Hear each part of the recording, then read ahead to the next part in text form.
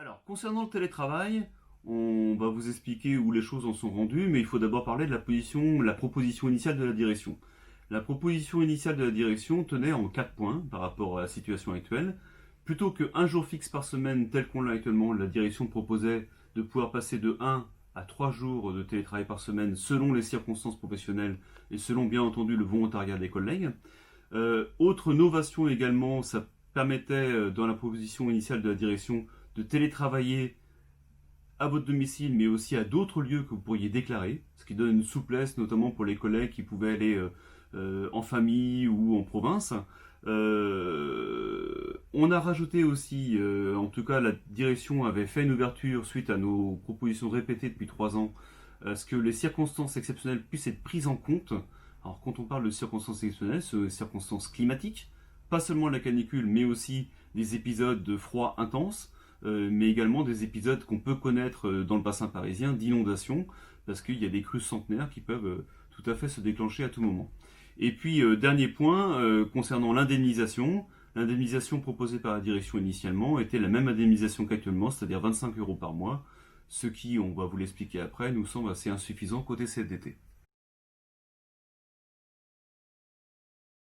Suite à la proposition de la direction, nous avons lancé un sondage sur le télétravail où de nombreux salariés de l'INA nous ont répondu et nous les en remercions. Globalement, il en ressort une satisfaction générale du télétravail. Néanmoins, 3 points restent en amélioration. Pour nous, il nous faut un nombre de jours complémentaires, c'est-à-dire les personnes qui ne peuvent télétravailler 1, 2 ou 3 jours par semaine doivent pouvoir avoir un nombre de jours volants estimé à 60 jours à l'année. Deuxième point, sur la partie rémunération, indemnisation, il nous faut une augmentation du nombre de l'indemnisation. Et enfin, troisième point, une indemnisation également pour pouvoir s'équiper. En effet, de nombreux salariés nous ont remonté une qualité à leur domicile qui pourrait être améliorée avec notamment l'acquisition de fauteuils ou d'écrans. Alors, où en sommes-nous rendus actuellement, en sachant que nous sommes à 15 jours de la fin de cette négociation? Donc sur 3 points. Premier point, il est acté désormais qu'il y aura 2 modalités de télétravail.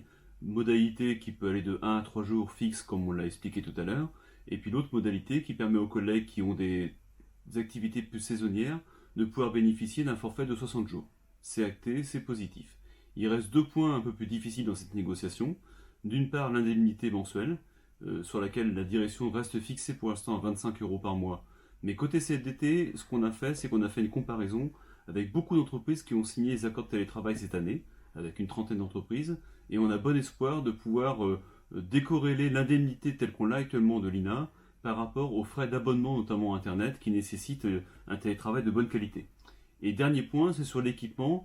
La direction propose un remboursement sur facture à hauteur de 50% sur un montant de 120 euros.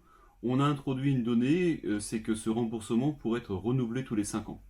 On a bon espoir de pouvoir obtenir davantage de remboursement, étant donné que 2 pièces nous semblent essentielles dans ces équipements, et c'est ce qui est ressorti du sondage. D'abord, un écran de grande taille pour un travail de qualité, et puis d'autre part, un fauteuil ergonomique. Ce sont les 2 éléments essentiels qui sont ressortis du sondage. On a regardé les prix tels qu'ils peuvent être pratiqués. Les fauteuils ergonomiques se situent plutôt dans les tarifs de 250 euros minimum, et les écrans de grande taille de 27 pouces de qualité acceptable se situent plutôt dans les eaux de 200 euros au niveau du prix. Donc il nous semble souhaitable que le 120 euros soit revu sensiblement à la hausse pour que chacun puisse s'équiper correctement.